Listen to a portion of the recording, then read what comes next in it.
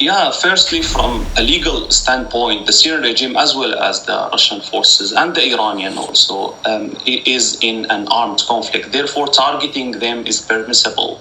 And the opposite is right also. So the parties can fight each other in respect of IHL. What's not permissible, however, is targeting of fighters in civilians area.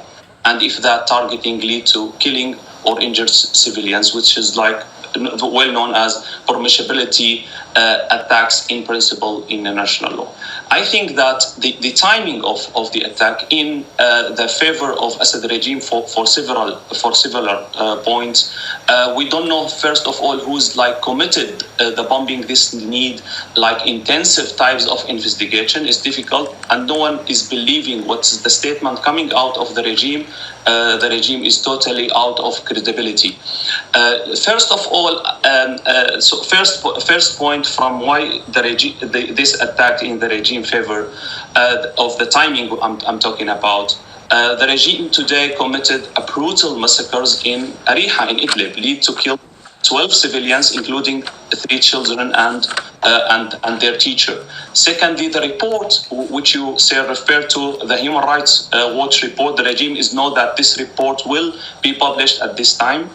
Thirdly, the videos which is being published by a Syrian Alawite activist named Suzanne Ali being like greatly affected the loyalists of the Syrian regime. Finally, the Syrian regime has shown again that he's exposed to terrorism and bombing during two Geneva talks.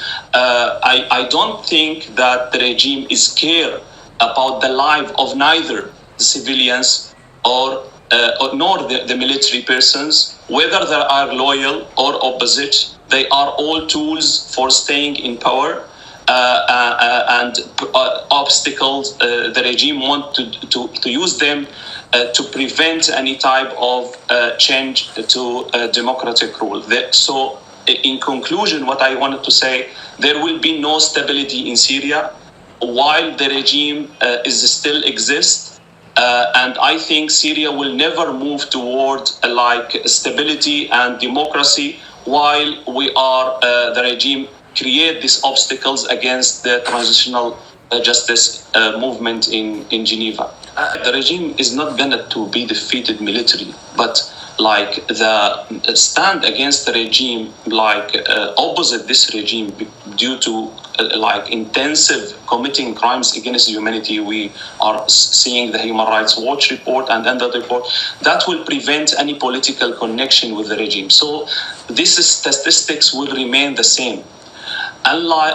If mainly the Russian didn't abandon the regime and move with the international community, with alliance such Turkey, such UK, such all the other countries toward pressure the regime to like move ahead. Otherwise, the regime will never move ahead. The regime is still receiving like back support from the Russia and from the Iranian. Otherwise, the situation will remain the same, killing civilians, more refugees. The refugees will never be back. That's what the report referred to. In spite, the reports mentioned totally that in spite of all obstacles being created by the Lebanese government and the Jordanian government, it's less than the Lebanese obstacles, like very few percentage who's returned to Syria.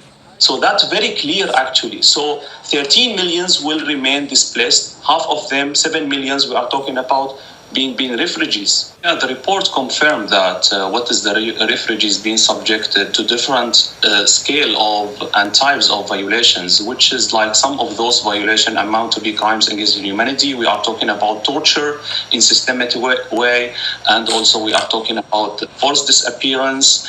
We are talking about sexual violence and extortion. All of those violation, lots of refugees who's been back subjected to from the Syrian regime. And I think that the report is confirming and extending what the Commission of Inquiry referred to and the Amnesty International report. SNHR participated in this report by providing data and testimonies via victims who's been subjected to those types of violations.